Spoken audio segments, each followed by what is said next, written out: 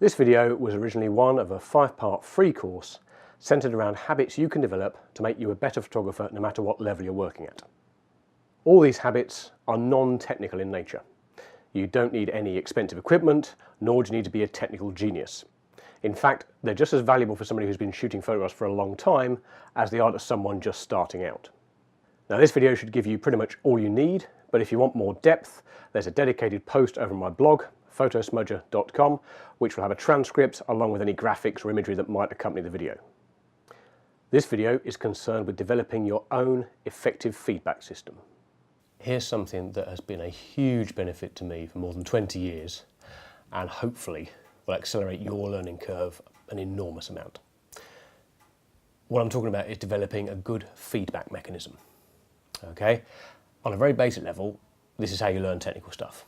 And nowadays, digital photography is pretty quick and easy, isn't it? You take a shot, your camera is set a certain way, your light's in a certain place, you may or may not be using a tripod, all these various technical factors, and then you press the little play button, up comes the image, and you're immediately able to go, oh, why is that really dark? And then you correct some settings, oh, okay, I see. Oh, why is that so out of focus? And you correct some settings, or you change settings. Oh, I understand. Okay, the feedback loop with technical stuff is often very, very quick, and it's very, very immediate. Okay, so nowadays, if you're well taught and if you're diligent about your learning and you get rapid feedback, your technical skill should progress pretty quickly. Okay. Now, in terms of creativity and in terms of creating work that's memorable and interesting and makes people stop and look at it, the feedback mechanism is a bit more esoteric. For this, I find using a logbook to be really, really crucial. Now, there's no hard and fast rules about how you use these, okay? I first started using them when I was at college more than 20 years ago, and I've adapted them ever slightly ever since, but essentially what they're for is recording my creative process, okay? I will start off with my initial ideas. From there, I'll move on to research into how other people have approached this subject. I might look at lighting resources, locations, other people's images that I think are along the lines of what I want to produce. Then I'll put in basic organisation and production details. I'll put in things like locations that might be suitable, models or subjects who might be ideal, equipment I might need to borrow, or my own equipment I might need to take certain care of, or I might need to get a whole of waterproof housing or something exotic. Then I'll run through what I do on the day. I will make notes of how I lit something. I'll do setup shots.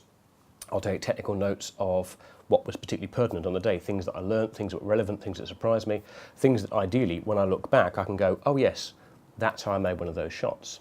Okay, I can use it in that regard almost as a recipe book.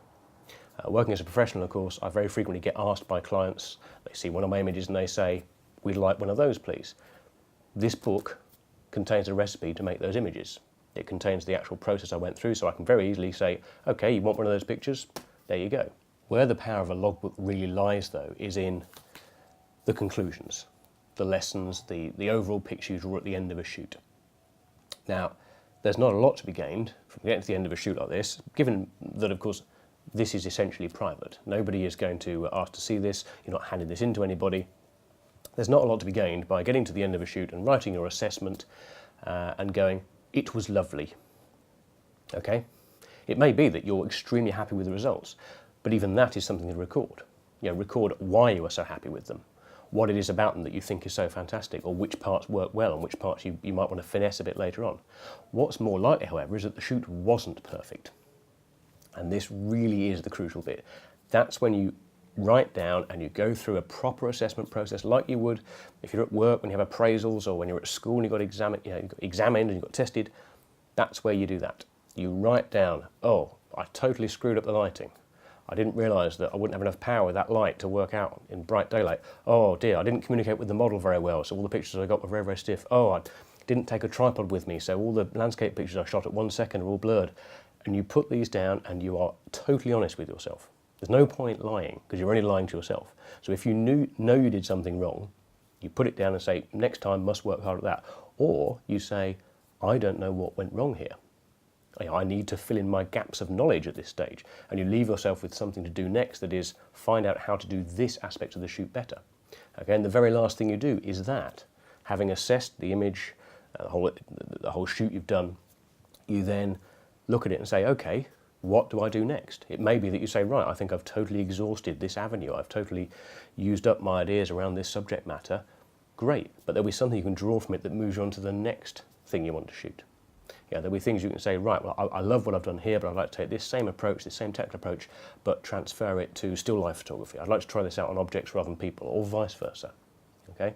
But the whole idea of having a feedback loop will accelerate your learning enormously. You will get so much better, so much faster, as long as you're honest with yourself and you assess what you've done with a really honest, genuine eye to how you can get better each time.